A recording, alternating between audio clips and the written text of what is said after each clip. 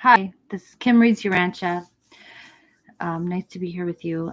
And we're going to read from the Urantia book. First, we got Light the Flame by Andrew Harvey. Okay, so today is December 7th.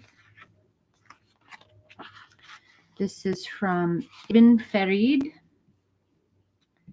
Ibn Farid was an Arab poet. He was born in 1811 in Cairo and lived until 1234. So, yeah. So he was Egyptian. He was Egyptian poet.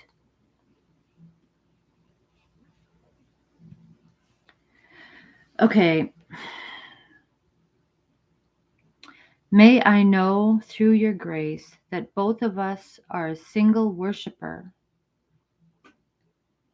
who through the grace of unity bows himself to his own essence in every act of bowing, for no one prays to you but you,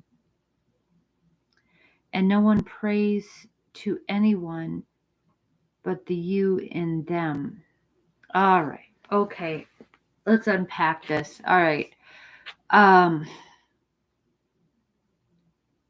So this has to do, I see this reflected in the Urantia book in the ascending and descending sons of God. So because we are one with God, we are like God searching for God's self. So it's only that God is in me. That's what causes me to turn and worship God. So in a way, this whole experiment of life was God worshiping himself. But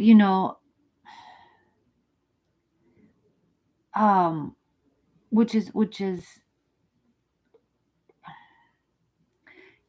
okay, so that when I think of that in that way, that's really selfish. No one prays to you but you. But God gave us more than that. Now, because God created this possibility of otherness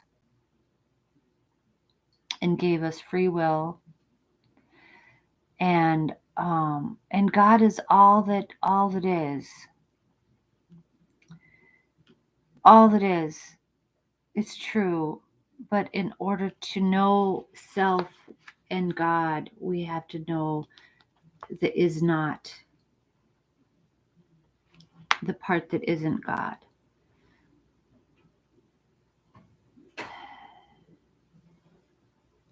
So this very act of giving this potential of not knowing God is itself a selfless act.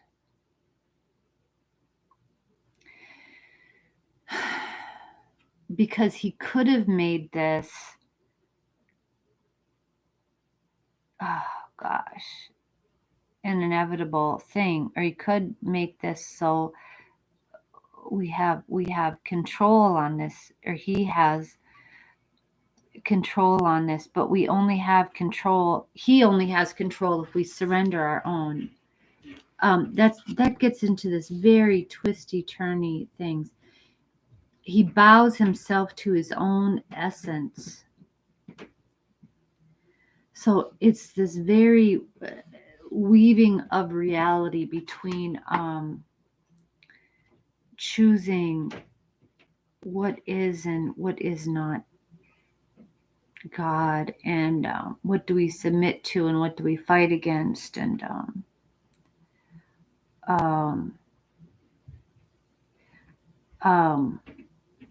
I think this prayer is meant to be comforting, that the outcome is assured because we are, in fact, we're God. right? So we bow to God, we bow to ourselves, and there's nothing else but that. But that's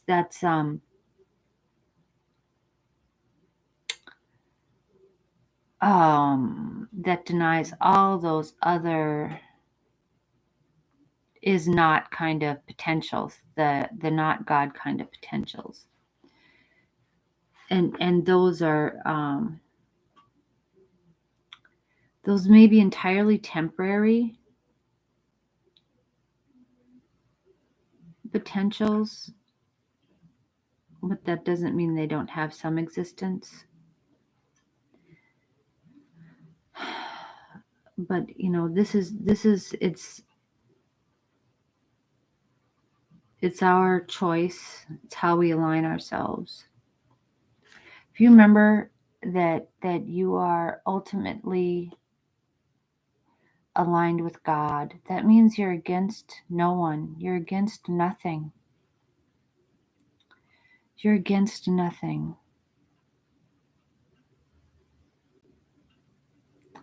If you know that, that'll be the way, no matter where you come from.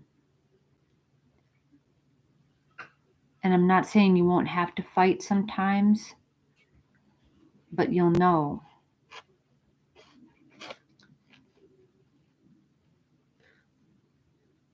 You'll know. Because, we have to fight some things. Yeah, that's hard. The grace of unity, who through we are one, God and I, who through the grace of unity bows himself to his own essence.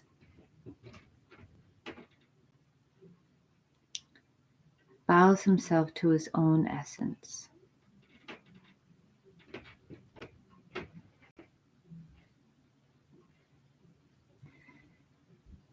But to me, that's a questionable act. Would I do that? Would I bow down to one who bows to his own essence? No. But for me, the sacred act is that God creates this all these potentials, and is not afraid of otherness. God created otherness and selfness and otherness. God created them.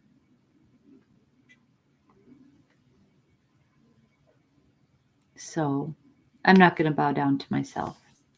I'm going to, yeah. Okay. I don't know. That's kind of a deep one. I don't know how far I want to go. I've already talked about this for 8 minutes.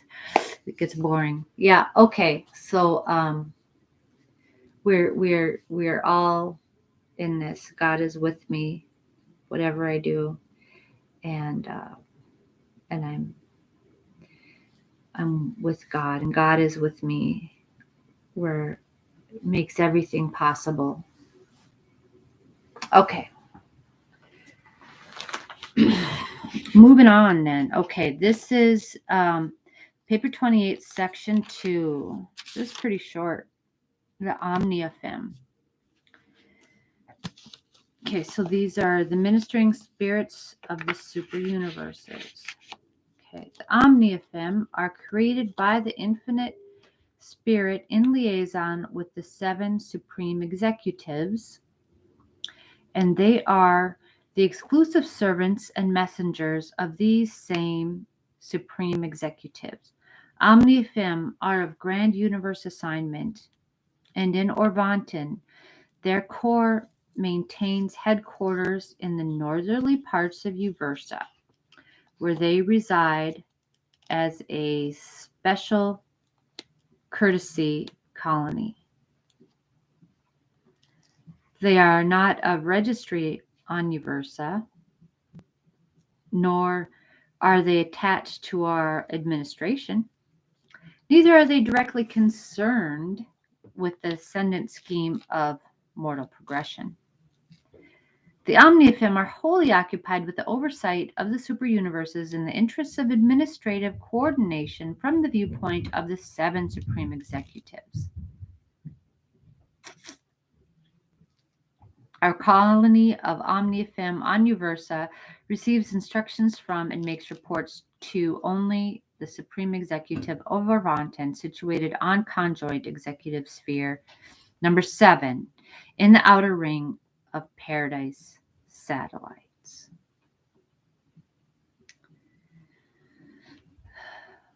Supreme Executives, because there's the Master Spirits and then there's the Supreme Executives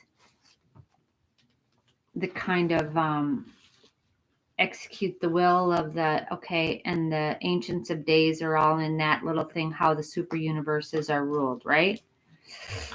Okay, let me look at that quick. Supreme Executives.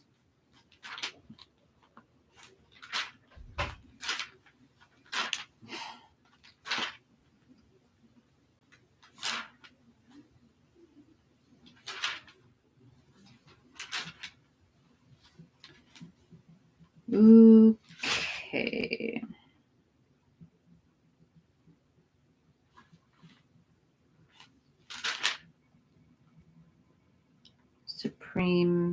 The Supreme Executives, the 7 Supreme Executives, okay.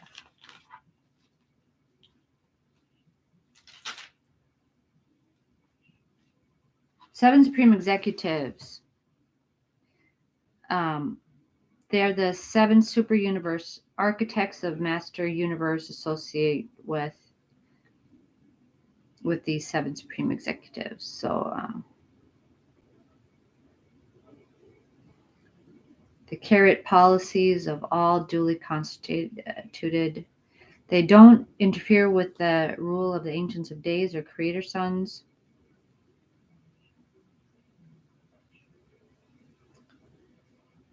Okay, so those are the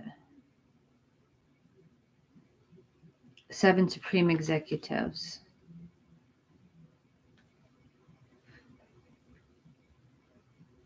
Okay, so the Omniofem are representatives of the 7 Supreme Executives, who are kind of like the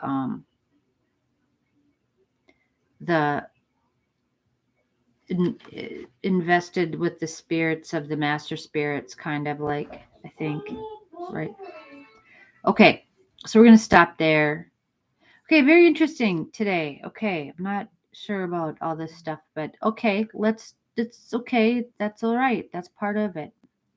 Okay, we'll see you next time. Thanks. Bye.